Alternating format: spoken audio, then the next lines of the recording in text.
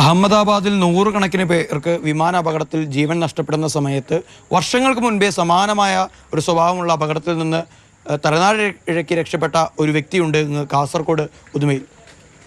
നാട്ടുകാരുടെ പ്രിയപ്പെട്ട കൃഷ്ണേട്ടൻ ഇപ്പോൾ ഇവിടെ ഒരു കടയൊക്കെ ആയിട്ട് ഉപജീവനമാർഗം കഴിക്കുകയാണ്. അന്ന് പ്രവാസ ജീവിതത്തിനിടയിലാണ് നാട്ടിലേക്ക് വരുന്നതിനിടയിൽ അപകടമുണ്ടാകുന്നത്. ചേട്ടാ, എങ്ങനെയായിരുന്നു ആ ഒരു ഓർമ്മ?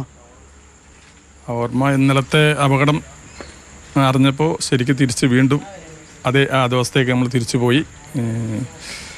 അന്നത്തെ ഭയങ്കര ഞെട്ടലാണ് ഇത് കേട്ടപ്പോൾ ഉണ്ടായത്. പഴയ ഓർമ്മയിലേക്ക് തിരിച്ചു പോയി.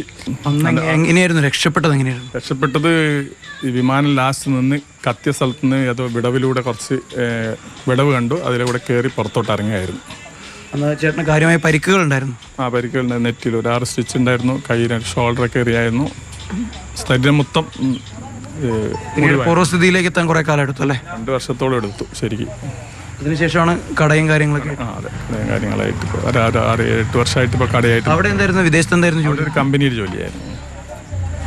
പിന്നീട് വിദേശത്തേക്ക് പോകാൻ ശ്രമിച്ചിരുന്നു? ഒരു 2 വർഷം കഴിഞ്ഞിട്ട് ഒന്നുകൂടെ പോയി.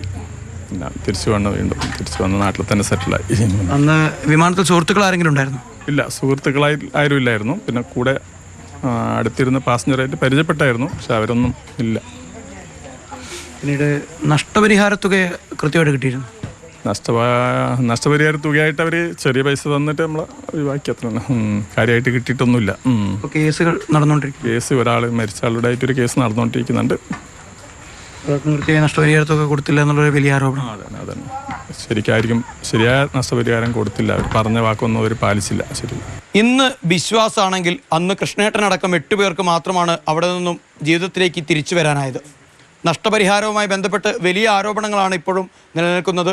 സുപ്രീം കോടതിയിലാണ് ആ നിയമ പോരാട്ടങ്ങളൊക്കെ തന്നെ തുടർന്നുകൊണ്ടിരിക്കുന്നത്. മംഗലാപുരം വിമാനാപകടത്തിലെ ഇരകൾക്ക് ലഭിക്കാതെ പോയ നീതി ഇനി വീണ്ടും അത്തരത്തിൽ മറ്റൊരു പാഠഭേദമായി അഹമ്മദാബാദിൽ ആവർത്തിക്കാതിരിക്കട്ടെ എന്ന് തന്നെയാണ് പറയാനുള്ളത്.